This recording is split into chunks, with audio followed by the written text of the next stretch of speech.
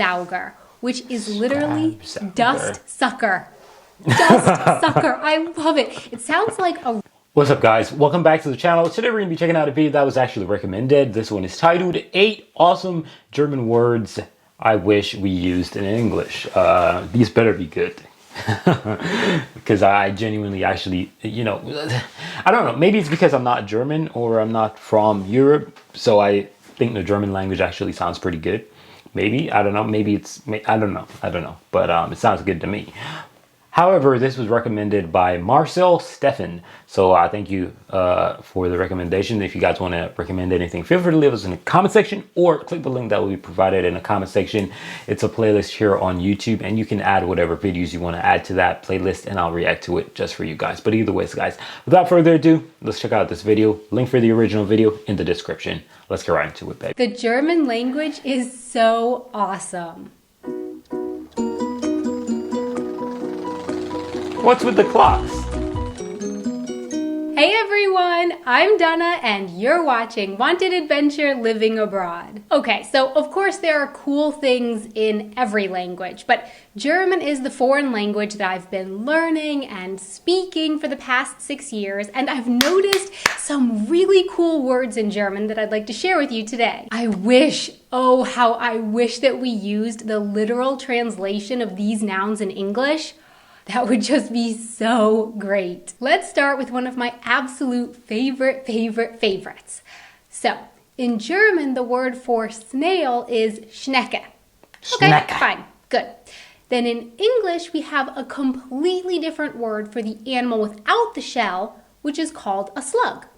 Snail and slug. Oh, okay. Well, in German, they have Schnecke, and for slug, it's Nacktschnecke, which literally means naked snail. I love it. It's just so... I thought it was going to say no, naked. Whoa, wow, that caught me off guard. I'm sorry. That one caught me. And for slug, it's Nacktschnecke, which literally means naked snail. I love it. It's just so amazing. Snail and naked snail. That's perfect. I think I'm just going to start calling slugs naked snails from now on. That actually makes a lot of sense.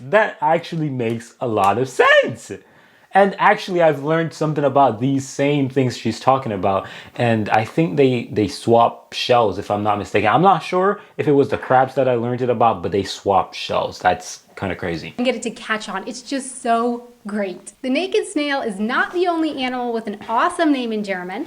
No, in English, we have the animal called the skunk. And that name comes from what the Native Americans called it. But the Germans simply tell it like it is. They don't care about hurting that poor little skunk's feelings. They're honest and to the point. That's right. Stinktier, they call it. Which literally means stink animal. Another animal whose name just gets right down to business in German is the sloth. Now, the English word sloth did come from the word slow. So we're also describing the animal's overriding behavior with that name. But the Germans took it one amazing step further, calling them the Faultier. Literally, lazy animal. What can I say? It suits them perfectly. Okay, moving away from animals now. In English, this is a pear. And the Germans call it a Birne. Okay, fine. What about this? In English, a light bulb. And in German, Glühbirne. Literally, glowing pear. And if you drop your glowing pear on the ground, you have to clean it up with a vacuum cleaner. Vacuum cleaner is actually a pretty descriptive word for the thing. Now that I think about it, it cleans using a vacuum. Thus, vacuum cleaner. But I still think the Germans have us beat because they call it Staubsauger, which is literally dust sucker. Dust sucker. I love it. It sounds like a wrestling.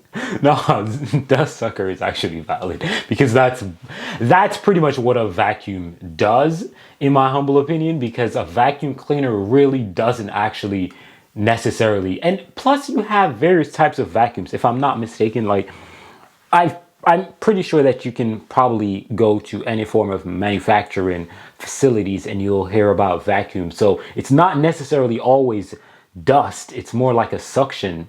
It's pull effect, if that makes sense, by air. I don't know, but dust. Yeah. I think the German wins on that one for real. Name or something like. Now, in this corner, standing at 1.5 feet tall with a 5-foot extendable arm, we have the dust sucker. Watch out. These are your hands in both English and German. And this is a shoe. Spelled differently, but said the same in both languages. But while in English we have a third totally different word for this, a glove, in German it is a Handschuh. Handschuh. A hand shoe. Handschuh. But I kind of think the Germans screwed up here because, I don't know, it really seems more like a hand sock to me. I'm just saying. And lastly, a two-parter here. In English, this is called an escalator. Escalator. It came from the word escalade, which means to climb a wall, and followed the pattern of the word elevator. So that's why you have elevator and escalator. But in German, an escalator is called Rolltreppe, which means like rolling stairs. And that's pretty cool and all. But I just love the German word for elevator even more. Aufzug. Literally, up train. Up train. Amazing. So my question for you is, give me some more. This is actually legit. No, this is actually legit. Like, this is probably the best recommended video that I've ever seen about Germany. This is actually legit. This is no cap. Legit. Like, those are actually pretty cool. They're straightforward. Like, they actually make more sense than the English version. In English, right? Dust sucker, vacuum, dust sucker. Give me the dust sucker. Okay. The vacuum. What is a vacuum? Like, think about this. If you had a kid, right? If you had a kid and you say, yo, let me get the dust sucker. Do you think the kid would be able to identify a dust sucker or a vacuum easier? Be honest, because technically I can use the vacuum, right? And I take away the dust or whatever. And I can use the dust sucker and I can take away the dust, right? They saw you did that. They saw one action, right? And you put both items back, right? Both of them are the same items.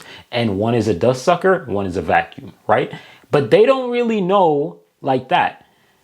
But they know what a dust is, and they know that it got sucked into the vacuum or the dust sucker. And you say, pass the dust sucker. They don't know the difference, right? You say, pass the dust sucker. They're gonna literally probably be leaning towards the dust sucker, like easily just figuring that out and saying, oh, it did have dust and it did suck it. It must be that. But you say, pass me the vacuum. They probably be like, what is a vacuum? I don't know. Maybe I'm just dumb, but yeah, I think this was legit. Y'all can let me know some other ones in the comment section. I'd really appreciate those. And yeah, this was a solid video. I really enjoyed it, and I hope you guys did too. So thank you for watching, and I'm out of here. Peace.